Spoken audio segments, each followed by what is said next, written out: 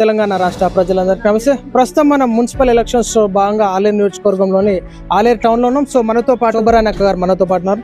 అక్క గారు, ఎట్లా ఉంది ఈనాడు ప్రచార కార్యక్రమాలు? ఇంటింటికి వెళ్తా ఉన్నారు, సమస్యలు తెలుసుకుంటా ఉన్నారు, వారికి హామీలు ఇస్తా ఉన్నారు.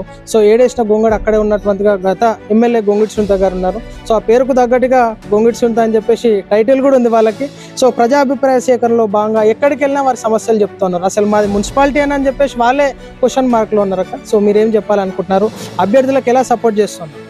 ఇప్పుడు మనందరికి కూడా తెలుసు, 10 సంవత్సరాల కాలంలో ఎమ్మెల్యే గారు గొంగిడి సునీతమ్మ ఆలేరు హెడ్ క్వార్టర్ని ఎంత నిర్లక్ష్యం చేసారో మనందరం కూడా చూసినాం. ఇక్కడ ఏంటంటే ఏ ఆఫీస్ వచ్చినా తీసుకుపోయి యాదగిరిగుట్టలో పెట్టుకోవాలి. మనము ఇక్కడ ఇది అండర్ పాస్ గురించి చూసినాం. అంటే ఒక ఇష్యూలో చెప్తున్నాను, అండర్ పాస్ గురించి మాట్లాడినప్పుడు ఆమె అసలు కానే కాదు అని చెప్పేసి ఇక్కడ నుంచి ఆ రోడ్డుకు పోవాలంటే ఒక 3 కిలోమీటర్లు తిరిగి వెళ్ళాల్సిన పరిస్థితి వచ్చింది. ఒక 2-3 చనిపోతే కూడా మనము వాళ్ళు శ్మశాన వాటికి తీసుకుపోవాలంటే ఎంత ఇబ్బంది పడ్డారో మనం చూసినాము. హాస్పిటల్ పోవాలన్నా ఒక 5-6 నెలలు చాలా కష్టపడ్డారు. వాళ్ళందరం కూడా కొట్లాడినాము, అందరూ సంతకాల సేకరణ చేసినాము, ప్రతి ఒక్కరు కూడా మాట్లాడడం జరిగింది. ఆ రోజు సరే కొంత బండారు దత్తాత్రేయ గారు కూడా ఆ రోజు సహకరించి ఈ ప్రాంతానికి రైల్వే గేట్ సంబంధించిన ఆ రోజు మినిస్టర్గా ఉన్నాడు కాబట్టి ఆయన ఓపెన్ చేయించడం జరిగింది అందరి పోరాటం వల్ల. సునీతమ్మకి ఏంటంటే ఆలేరు హెడ్ క్వార్టర్లో ఓటు అడిగే హక్కే లేదు ఆమెకు. 10 సంవత్సరాల కాలంలో ఆమె ఈ ప్రాంతంలో చేసినటువంటి అభివృద్ధి అనేది పూర్తిగా శూన్యం. ఆలేరు నియోజకవర్గ హెడ్ క్వార్టర్ను రెవెన్యూ డివిజన్ కావాలని అడిగినాము, దానికి పట్టించుకోలేదు. అండర్ పాస్ గురించి అడిగినాం, దానికి పట్టించుకోలేదు. జిడికల్ దగ్గర అండర్ పాస్ గురించి మాట్లాడినాం, దానికి పట్టించుకోలేదు. ఒక్క ఇల్లు ఇచ్చినటువంటి పాపాన పోలేదు. ఇవాళ చూస్తూ ఉన్నాం, ఎక్కడికి వెళ్ళినా కూడా అనేక మంది వాళ్ళ సమస్యలు చెప్తా ఉన్నారు. ఈ ప్రాంతంలో గొంగిడి సునీత, మీరు అన్నట్టుగా గొంగిడి సునీత అంటే గొంగడి ఎక్కడ వేసిన గొంగడి అక్కడే ఉన్నట్టుగా ఆమె ఆ ఇంటి పేరును సార్థకత చేసుకున్నది. ఎక్కడ వేసిన గొంగడి అక్కడే ఉన్నది. ఆమె ఇవాళ ఈ ప్రాంతంలో ముఖ్యంగా ఆలేరు నియోజకవర్గ హెడ్ క్వార్టర్కి వచ్చి ఓట్లు అడిగి హక్కు కోల్పోయినారు ఆమె. మీరు ఓట్లు వేయకపోతే నేను గెలవలేదా, లేకపోతే మీరు ఒట్టిగానే ఓట్లు వేసిరా, ఇట్లా అనేక రకాలుగా ఓటర్లను అవమానపరిచిన పరిస్థితి కూడా మనం చూసినాం. ఇవాళ బీర్లయ్య గారు వచ్చిన తర్వాత తెలంగాణ రాష్ట్రంలో కాంగ్రెస్ పార్టీ రేవంత్ అన్న నాయకత్వంలో ఇవాళ అనేక సమస్యలు పరిష్కారం అవుతా ఉన్నాయి. ముఖ్యంగా మహిళల్ని ఆదరిస్తూ ఉన్నారు. మహిళలకు ఫ్రీ బస్సు కావచ్చు, ఇవాళ 200 యూనిట్ల కరెంటు ఫ్రీగా ఇవ్వడంలో కావచ్చు, ముఖ్యంగా పద్మశాలీలు ఉన్నారు, పద్మశాలీలకు సంబంధించినటువంటి రుణమాఫీ చేసిన దానిలో కావచ్చు, ఇవాళ ఇండ్లు 170 ఇండ్లు సుమారుగా 200 ఇండ్లని వాళ్ళ ఆలేరు పట్టణానికి కేటాయించుకోవడం జరిగింది మొదటి విడతలో. రెండో విడతలో కూడా మరి ఒక 200 ఇండ్లని వాళ్ళ ఎమ్మెల్యే గారు ఇస్తా అని చెప్పేసి కూడా ప్రకటించడం జరిగింది. ఇట్లా చూస్తూ ఉంటే అనేక సమస్యలు ఇవాళ ఒక్కొక్కటి పరిష్కారం అవుతా ఉన్నాయి. ముఖ్యంగా ఉద్యోగాలు ఇస్తా ఉన్నాం. ఈ ప్రాంతాన్ని అభివృద్ధి చేసుకోవడానికి అనేక రకాల కృషి చేస్తూ ఉన్నాం. నాడు ఎమ్మెల్యే గారు ఫామ్ హౌస్కు వాళ్ళ కోటాకే పరిమితం అయితే ఇవాళ ఎమ్మెల్యే ఇవాళ గల్లీ తిరుగుతూ ప్రతి ఇంటింటికి వెళ్తూ ఓట్లు అడుగుతా ఉన్నారు. ఇవాళ ప్రతి ఇంటింటికి 2 సంవత్సరాల అధికారం తర్వాత కూడా మనం ఇల్లు వెళ్ళగలుగుతున్నామంటే ప్రజల యొక్క మన్ననకు పొందగలుగుతూనే వెళ్ళగలుగుతాం.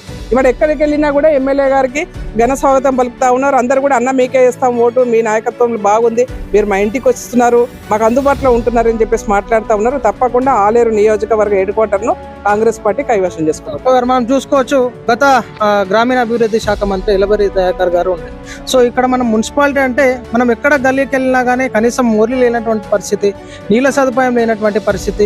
సో ఈ నిధులు ఏమైనా అంటారు? ఈనాడు గత మాజీ ఎమ్మెల్యే గొంగిడి సునీత గారు స్కూటర్లో పెట్రోల్ లేనటువంటి గొంగిడి మహేందర్ రెడ్డి గారు ఈనాడు కార్లలో తిరుగుతున్నారు. సో ప్రజలే చెప్పినటువంటి మాట అది. సో ఈనాడు ఎర్రబెల్లి దయాకర్ గారు నిధులు ఏమైనా అంటే ఈనాడు సీసాలు అమ్ముకొని గ్రామాలను అభివృద్ధి చేసుకోవాలని చెప్పేసి చెప్పడం జరిగింది, మనం చూసినాం. సో ఏంటి అసలు ఏం జరిగింది రాజకీయం? అసలు నేను గొంగిడి సునీతమ్మ ఎక్కడి నుంచి వచ్చింది అనేది ప్రజలు గమనిస్తూ ఉన్నారు. అందుకే ఇవాళ ఇంటి దగ్గర కూర్చోబెట్టినారు. ఇవాళ నేను ఇప్పటిదాకానే చూసినాను, ఇక్కడ 10 లక్షలు కేటాయించినామని చెప్పేసి డ్రైనేజ్ గురించి అని చెప్పేసి వాళ్ళు అనౌన్స్ చేసుకున్నారు.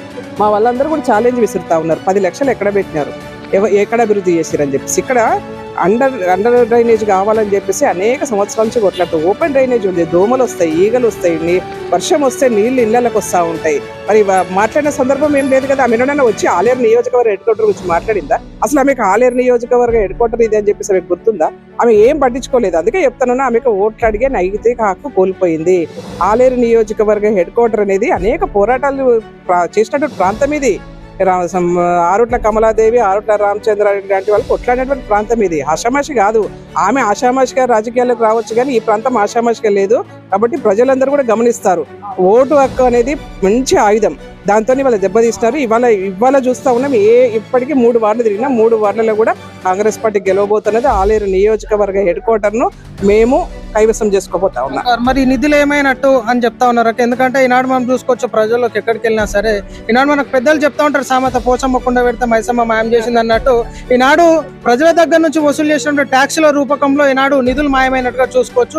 సో అసలు మరి ఈనాడు ఏం జరిగింది, నిధులు ఏమైనాయి అనేది క్వశ్చన్ మార్క్. అందరికి కూడా మేము సవాల్ విసురుతా ఉన్నాం. రేపు చైర్మన్ అయిన తర్వాత వాళ్ళ మీద ఎంక్వైరీ కంపల్సరీ జరుగుతుంది. ఆలేరు నియోజకవర్గ హెడ్ క్వార్టర్ ను అభివృద్ధి చేయకుండా నిధులు మాయం చేసినటువంటి వీళ్ళను తప్పకుండా ప్రతి పైసతో కక్కిస్తాం. చివరి మాట కాక ఈనాడు ఓటు హక్కు అనేది చాలా విలువైంది. గతంలో ఈనాడు యుద్ధాలు చేసుకుని రాజ్యాలను కైవసం చేసుకుంటుండే, కత్తులు కట్టాలు పట్టుకుని ఈనాడు ఓటుతోని ఈనాడు ఎవరు మంచి లీడర్ అని చెప్పేసి ప్రజా తీర్పుతో గెలిపించుకోవాలి. సో ఓటు హక్కు గురించి మీరు ఏం చెప్పాలనుకుంటున్నారు? ఓటు హక్కు అనేది చాలా అమూల్యమైనది,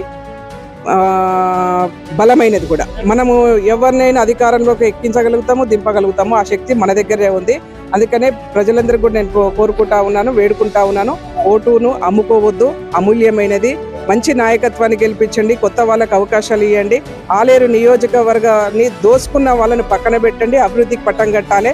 వాళ్ళు ఎందుకంటే రాష్ట్రంలో అధికారంలో ఉన్నది కాంగ్రెస్ పార్టీ. నిధులు రావాలి, అభివృద్ధి చేయాలంటే ఇక్కడ మన ముఖ్యమంత్రి గారు Congress party, MLA Congress party, corporate మన మున్సిపాలిటీని కూడా కాంగ్రెస్ పార్టీ గెలిపించుకుంటే తప్పకుండా ఎక్కువ నిధులు తీసుకురాగలుగుతాం, అభివృద్ధి చేసుకోగలుగుతాం. మనం చూస్తున్నాము అంటారు శోభారాయణ గారు క్లారిటీగా చెప్తా ఉన్నారు. సో ఖచ్చితంగా ఈనాడు అభివృద్ధి జరగాలంటే చేతు గుర్తుకు ఓటేసుకొని, ఈనాడు అభివృద్ధి అనేది ప్రజల చేతుల్లో ఉంది కాబట్టి ఈనాడు ప్రజలు ఆలోచించి ఓటు హక్కును వినియోగించుకొని ఖచ్చితంగా మన కౌన్సిలర్ అభ్యర్థులను గెలిపించుకోవాలని చెప్పేసి చెప్పడం జరుగుతుంది. కాబట్టి ప్రజలు ఈనాడు అభివృద్ధి జరగాలంటే ఈనాడు మాయమాటలు, చెప్పుడు మాటలకి విని మోసపోకుండా, డబ్బులకు ఆశపడకుండా అభివృద్ధి జరగాలంటే 12 మంది కౌన్సిలర్లను గెలిపించుకోవాలి.